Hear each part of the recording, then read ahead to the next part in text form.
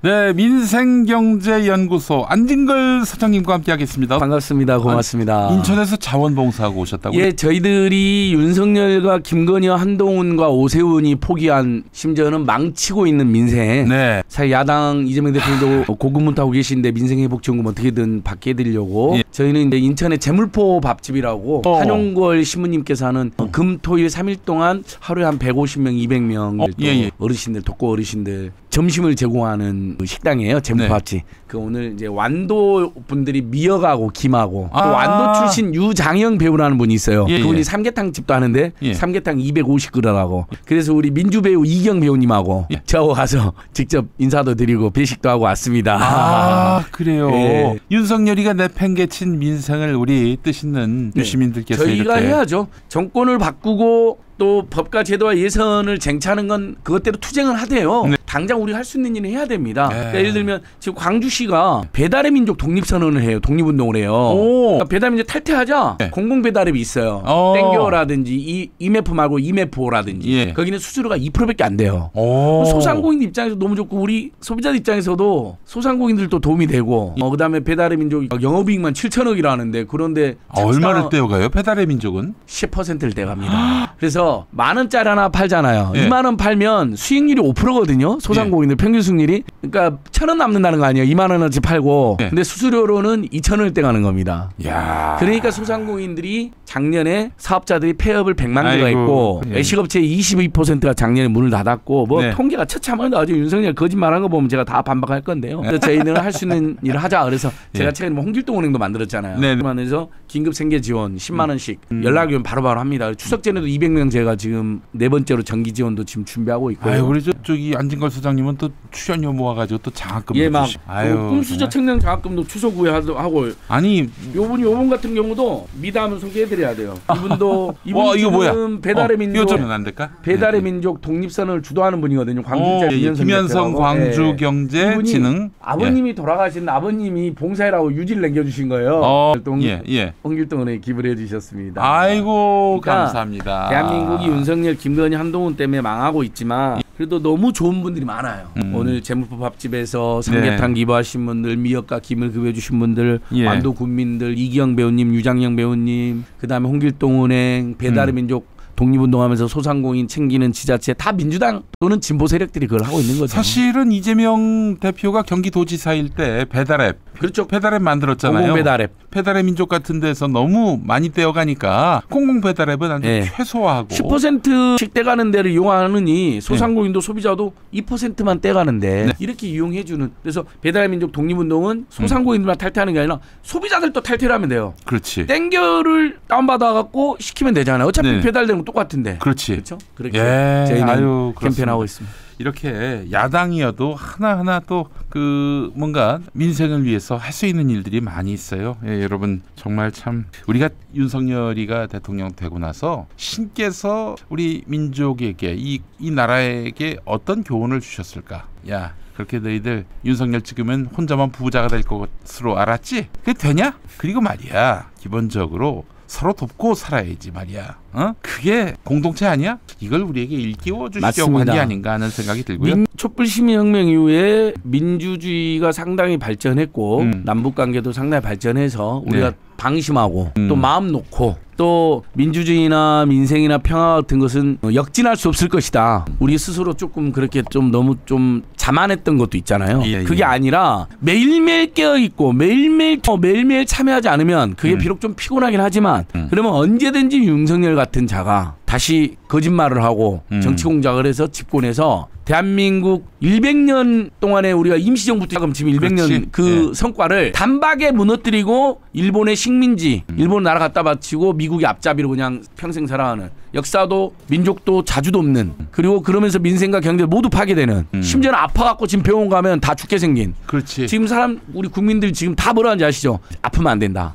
추석 때까지 아프면 안 된다. 나라가 우리를 전혀 지켜주지 않으니 의사도 없고 응급실도 없다. 돈도 엄청 든다. 아프지 말자. 다 이런데 지금 어르신들도 그렇고 다 완전히 지금 여러분 지금 저는 우리 국민들 너무 착한 게 흠입니다. 지금쯤은 민중 골기해야 돼요. 봉기해야 돼요. 이대로 저 3년 내버려 두면은 그러면 3년만 참으면 되지. 아닙니다. 3년 동안 다 나라가 망가져요. 올해 안에 다 죽을 것 같은데요. 회복이 안 돼. 회복이. 그거 알면은 지금 당장이라도 나와서 윤석열이 머리채 잡고 끌어내야지. 자, 그래요. 이제부터 윤석열에 대한 본격적인 어제 기자회견을 통해서 드러난 그의 밑바닥을 한번 짚어보도록 하겠습니다. 와, 이 인간은 뭘 느꼈냐면요. 윤석열이가 뭐 민생에 관심이 없고 결국 이제 밑에 놈들이 이제 보고하는 것만 보고 세상 돌아가는 것을 파악할 텐데 밑에 놈들이 속여 먹고 있구나 대통령을 그런 생각이 좀 들었어요. 뭐 대통령도 그렇게 속여 먹는데 속아주는 그런 점에서는 탄핵 사유로 저는 밑에 놈들도 아주 진짜 사악한 놈들이다 이런 생각이 들었어요. 속이고 속아주는데 아마 조금 더 교활해서 윤석열 김건희가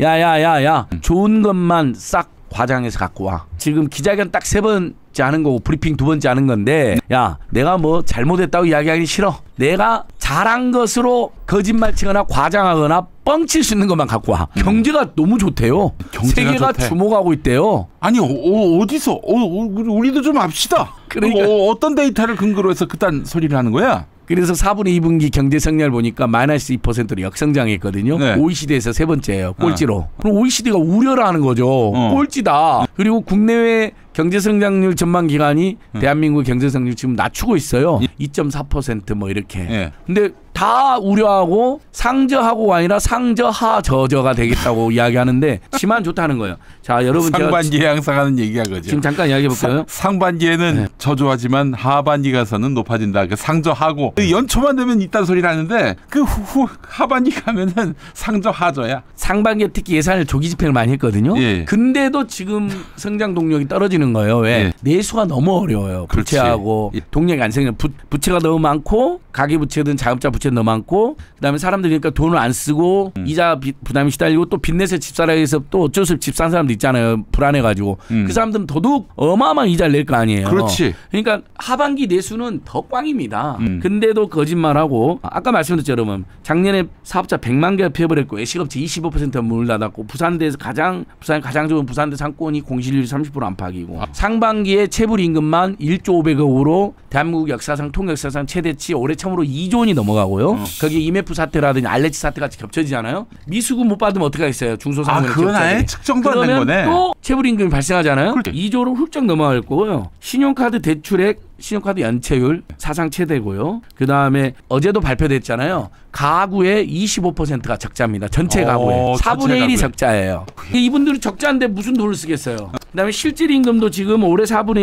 상반기 실질임금도 지금 15,000원 0.2% 정도 감소한 걸로 나옵니다. 실질임금도 감소했어요. 왜냐하면 임금보다 물가가 훨씬 많이 올랐기 때문에 이런 그냥 기본적인 국민들의 삶을 알 수 있는 기본적인 통계가 물가 그다음에 가계부채 그다음에 체불임금 실질임금 이런 거잖아요. 폐업률 여러분 이게 다 최악이에요. 혹시 그 보고할 때 싹 빼고 보고하는 거죠. 마이너스 부분을 화이트로 플러스로. 칠하고 그래서 플러스로 알게끔 보고한 거 아닌가? 맞습니다. 시금치 12,000원이고요. 복숭아 하나에 5,000원씩 하고요. 당근 뭐 애호박 들었다 하면 겁이 나서 내려놔요. 2-3,000원이어가지고요. 아니 뭐 시금치가 그따 있게 뭐라고. 그러니까 우리 시금치 좋아하는 분들 많이 그래서 얼마나 웃기냐. 마트에 시금치가 없어요. 아마 우리 청자들께서도 경험했어요. 왜 시금치가 없어졌냐면 10,000원 안팎으로 들어오니까 처음에는 마트 사장님 그래도 시금 찾는 손님 있으니까 둔 거예요. 근데 사람들이 1,000원인 줄 알고 들었다가 1,200원인 줄 알고 들었는데 10,000원 12,000원이야. 다 뭐라 하냐면 들었다가 딱 놓으면서 아저씨 선생님 장난쳐요 지금 시금치 가지고 항의를 해버린대. 욕을 해버리고 그래갖고 마트 사장님들이 아니 어차피 팔리지도 않고 욕만 얻어 듣는 거 오해만 받는 거 마치 폭리치하는 집으로 그래서 시금치를 안 받아버리는 거예요. 이렇게 된 거 나라가 가급적이면 좀 싸게 팔려고 하지. 그분들이 그러니까 그분들이 풍리를 찰래야 취할 수 없는 분들 아니에요. 아니 국민들도 이해가 되는 게 너무 황당한 거예요. 어떻게 12,000원이야 13,000원이야 이러니까 막 욕이 나오는 거예요. 근데 그건 마트 사장한테 할 게 아니라 여러분 윤석열이한테 해야 됩니다. 물론 작황부진이라든지 지구 대한민국 기후위기로 그런 면도 있죠. 하지만 전체적인 물가나 민생이나 경제에 대한 관심도 없고 능력도 없고 관리 능력도 없기 때문에 이 사태가 계속 또 악화되는 겁니다. 근데 어제는 완전히 온 국민을 염장지는 건 경제 잘 떼고 있고 거짓말도 대놓고요. 나는 의료 현장을 많이 가봤대. 여기 계신 기자님들도 의료 현장을 가봤대. 가봐라고 소리를 질러요. 또 어딜 갔어? 근데 윤석열이가 의료원 아니 그거 나왔으면 어마어마하게 사진 보도가 나왔을 거야. 2번인가 갔던 것 같아요. 2번인가. 뭐 간다면 저도 모르게 지금 그 새끼라 했는데 새끼도 과합니다. 새끼는 그래도 자식이나 인간의 자식이나 어린 생명체한테 하는 말인데. 새끼도 굉장히 중요해요. 아주 너무 새끼란 말은 귀엽죠. 저는 윤석열 인간이 아니라 보거든요. 그러니까 여러분 경로했다는 말 하면 안 됩니다. 경로는 인간이 하는 거잖아요. 개 진상, 개 지랄, 개 난리를 피운 거죠. 그러면서 모든 게 왜곡됐는데 그러면서 의료원장 가봐라. 응급실이 괜찮대요. 아니 지금 응급실 김종인이 같은 사람도 응급실 뺑뺑이를 당해갖고 죽을 뻔하고 22번. 우리 국회 보좌관 한 명도 얼마 전에 국회 쓰러졌는데 이 사람도 죽을 뻔했어요 지금. 진짜? 예? 다행히 응급실 뺑뺑이 도중에 어떻게 응급실 한 군데가 응급처치를 주변에 있는 동료들이 잘해줬고 1. 두 번째 119가 빨리 왔고 세 번째 응급실이 진짜 다행히 국회 주변에 한 군데가 있어가지고 겨우 살았어요. 그분이 글 올렸어요. 그분들이 진짜 의료대라나 우리 동료 죽을 뻔했다라고. 지금 그래서 국민들이 지금 아프면 큰이다. 그다음에 응급실도 추석 때 250%로 요금 올려받는다 그러고요. 나중에 경증됐잖아요. 그럼 90% 자기 부담금 물리겠대요. 예를 들면 보험이 9만 원 90% 내고 우리가 10,000원 냈잖아요.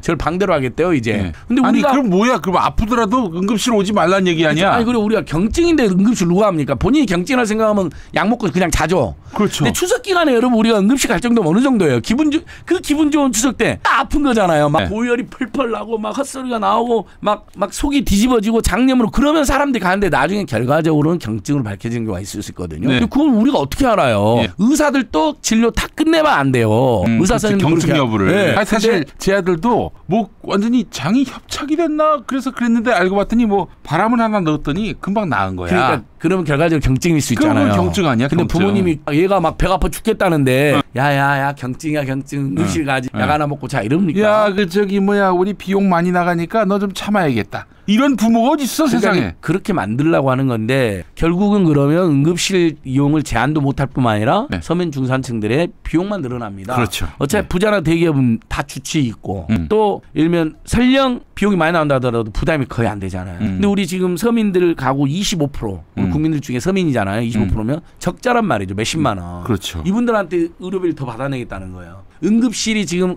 붕괴되어 있고 의사가 없으니까 이제 오지 말라는 거예요. 국민들 여러분 이거 진짜 지금 횃불 두고 나가서 불 질러야 돼요. 아 진짜 생각할수록 열받네 진짜. 그러니까 지금 보통 일이 아니에요. 어제도 진짜 거짓말 너무 많이 하잖아요. 김건희 수사심의위원회 물어보니까 아예 말을 안 해버려요. 수사심의위원회에 대해서 어떻게 생각하니까 이혼석과 김건희에 대해서 그 말 안 해버려요. 그리고 가족일이 와서 말하면 안 된대요. 언제부터 그렇게. 그거 다 전략이에요. 전략. 네. 그러니까 자기가 입만 열면 아마 김건희가 네가 저번에 뭐 박절하지 못해서 받았다고 인정해버렸고 또 뭐 지혜롭지 못한 처신이라 해서 네가 사과 아닌 사과를 했는데 김건희가 아마 뭐라 한 것 같아. 너 앞으로 나에 대해서 언급하지 마. 너는 내 부하인데 네가 상전인 내를 언급해. 사과를 하더라도 내가 할 거야. 이번엔 아예 언급을 안 해버리더라고. 한동훈이하고 사이가 좋대. 맨날 싸우던데. 근데 한동훈 말을 안 해. 한동훈의 H도 안 꺼내. 히읗도 얘기 안 해. 그건 뭐냐. 한동훈이 마음에 안 들어 죽겠다는 거예요. 그렇지. 아예 말 안 해. 이재명 대표 만나자고 하니까 갑자기 이재명 이야기도 안 하고 이재명 대표께서 뭐 그렇게 이야기하는 걸 저도 들었고 보고도 받고 기자했는데 예전 때 봐야지 이렇게 그냥 하고 넘어가면 되잖아요. 그렇지. 근데 만나기 싫은 거야. 이재명 이야기도 안 하고. 여러분 국회 상황이 지금 이게 정상입니까? 국회 욕만 엄청 하고 끝내더라고요. 그러니까 자기가 태어나서 처음 본 국회 상황이래. 처음 본 국회 상황을 만드신 분이 국민 여러분이에요. 근데 그러면 그 국민 여러분이 만들어준 국회 구조가 마음에 안 든다고 안 만날 거야? 계속 거부권 행사할 거야? 그런 거죠. 그러니까 국민들이 싫은 거죠. 70% 부정 여론, 그다음에 70% 윤석열과 국민의힘을 안 찍은 여론을 반국가 단체로 보는 거예요. 가짜 뉴스에 가짜 뉴스를 퍼뜨리거나 가짜 뉴스에 선동된 세력으로 보는 거예요. 부쩍 허위 선동 가짜 뉴스 이야기 많이 하잖아요. 반국가 단체. 그걸 가만히 보니까 김건희가 최재형 목사님 보낸 카톡에 보면 서울 양평 고속도로 항해하면 허위 선동에 속으셨군요. 가짜 뉴스에 속으셨군요. 이렇게 나오거든요. 그 표현도 아마 김건희가 윤석열한테 이식한 것 같아요. 너는 다 허위 선동이나 가짜 뉴스라고 이야기를 해라. 우리 가족들이나 정권에 대한 비판을. 그러니까 입만 열면 허위 선동 가짜 뉴스. 전쟁 초기에도 허위선동 가짜뉴스. 그리고 뭐 반국가 단체가 누구냐니까 6.25 때 북한군 앞잡이들 말한대요. 그러니까 완전히 지금 6.25 시대를 살고 있거나 아니면 우리 국민들을 지금 북한군 앞잡이로 생각하거나 아니면 그렇게 조작하고. 그게 조작하고 있는 네. 중이죠. 오늘 보니까 그 진보 정당 중에 소수 정당인데 민중민주당사라고 압수수색하고 있어요 지금요. 민중민주당이라고 우리 국민들은 거의 모르실 텐데 네. 아주 소규모 급진블록 정당이 하나 그런 있어요. 당이 있었군요. 예. 제가 처음 들어보는. 국사람도 모르시는 분인데 예, 촛불 예. 집회도 나오고 그러긴 하세요. 예. 근데 예를 들면 그런 데를 압수수색하고 떨어져 압수수색해서 공안정국 만드는 거죠. 윤석열이 그렇지, 말한 그렇지. 대로 반국가 단체 또 몰아가려고 그러는 거죠. 예. 그리고 마치 야권이나 진보 세력이 그런 사람이 많은 것처럼. 근데 사실 옛날에 사회운동 80년대에는 정말 북한이나 쿠바 같은 사회주의에 대해서 궁금함이 있었잖아요. 많은 국민들이 박정희나 전두환, 노태우가 막 국민을 학살하고 쿠데타 저지르고 날마다 나쁜 짓하고 간첩 조작하니까. 네. 지금은 현재 범민주 진보 야권 사회운동 세력에 이르면 이른바 좌경용공이 어디 있습니까? 다 그냥 상식적인 선에서 민주 진보 세력만 있는 거거든요. 네네. 근데 자경용공이란 말은 제가 차라리 이해가 돼요. 옛날에 박정희 전두환이 그런 말 많이 했잖아요. 근데 윤석열 이자는 여러분 우리 국민들 자경용공도 아니야. 북한군 앞잡이래. 가짜뉴스 퍼뜨리는 세력, 전쟁 초기에 가짜뉴스 퍼뜨리면서 교란하는 세력이래. 그게 반국가 단체래. 그 개전 초기 운운했는데 그 전쟁하겠다는 얘기 아니에요? 그래서 그러니까 6.25하고 전쟁 이야기 여러 번 했잖아요. 요즘에 상당히 그러니까 본인이 지금 곧 전쟁 날 상황이다. 전쟁 나면 대한민국의 상당수가 북한 편을 들어가지고 가짜뉴스를 퍼뜨릴 거다. 북한 앞잡이를 할 거다. 이런 망상을 갖고 있는 것 같아요. 그렇죠. 그래서 이번에 그걸 기자 물어보니까 그걸 다 이야기하고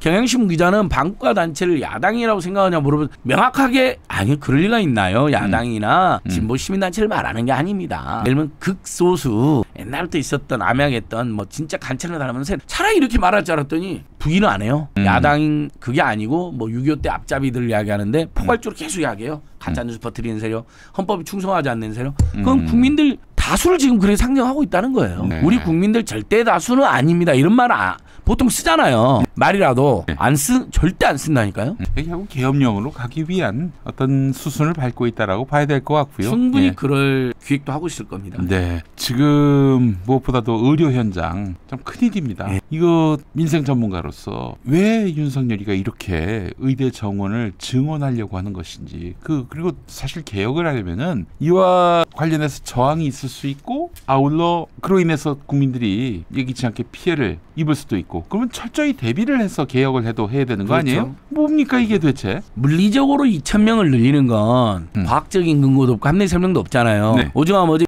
국민의힘 연찬회에서 윤석열이 자기 앞자들 보냈잖아요. 3명. 의원들한테 친윤 의원들한테도 다 깨졌다는 거 아니에요. 거기서 네. 아니 올해는 유예적으로 갑자기 정원을 2,000명 늘렸는데 왜 내년 유예는 안 된다는 거냐 그랬더니 뭐 1년 반 전에 공지가 됐다면 안 된대. 올해는 1년 반이 안 남았는데 하지 않았냐. 예외적인 게 올해는 가능했대. 그러면 내년에는 안 되냐. 그랬더니 침묵. 뭐 이런 식. 2,000명 근거가 뭐냐. 근거가 있대. 설명해봐라. 침묵. 뭐 이런 식. 완전 정신나. 우리 김명준이 말하고 잘못이야. 윤석열이가 시켜가지고 하다 보니까. 그렇죠. 그놈들이 이제 시킨 건데 네. 속으로 본인도 죽을 거예요. 사실 그런 거 있잖아요. 옛날에 관료지 잘한 거 있잖아요. 2,000명으로 추진하다가 이게 너무 논란이 많고 무리수다 싶으면 뭐 1,000명으로 한다든지 뭐 500명으로 한다든지 이렇게 다 마무리하잖아요. 예. 문재인 정부도 500명으로 하려다가 결국 300명대. 코로나 때 좀 더 줄였다가 코로나라는 비상한 상황 만나고 만약에 코로나만 아니었으면 그 정도로 정말 사회적 합의가 가능할 뻔했는데 점점 줄이고 어쨌든 이해관계인들하고 대화를 끈 거 아니에요. 그리고 코로나 때문에 그걸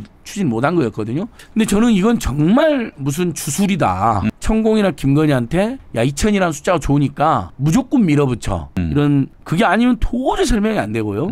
그다음에 지난 2년 반 동안 나라를 쑥대밭을 만들고 하나도 잘한 게 없잖아요. 근데 대정원 확충은 국민들이 방향은 동의하잖아요. 그러니까 유일하게 자기 성과로 이것 말고는 없으니까 앞으로도 없을 거고 전에도 없고 앞으로도 없을 것 같으니까 자기 그런 거 있잖아요. 강단 있게 밀어붙여서 성과를 남겼다. 결국 이런 망상을 하고 있는 거예요. 아니 500명으로만 늘어나도 대정원 늘어났다고 국민들이 그 부분은 긍정적으로 평가할 수 있어요. 네. 문제점도 제시한 거기 때문에. 왜 2,000명인가? 그러니까 그걸 설명을 못해요. 2,000명인가는 국회에 나와서도 어느 누구도 설명을 못해요. 무조건 과학이래요. 어제도 그러잖아요. 2,000명이 과학이고 근거하고 설명을 다 했대요. 근데 의사들이 반대만 하지 안을 안 냈는데요. 의사들도 안을 내놨어요. 500명 정도 어떻게 했냐. 의대 교수들도 내놓고. 근데 또 거짓말해. 의사들은 안이 없대. 반대만 한데 안이 있어요. 그리고 의사단체들 막 갈라치기래. 여러 단체로 갈라서 갖고 단일화를 못 내고 있다고. 그러니까 유해하지 않은 사람, 그냥 증언 안 된다는 사람,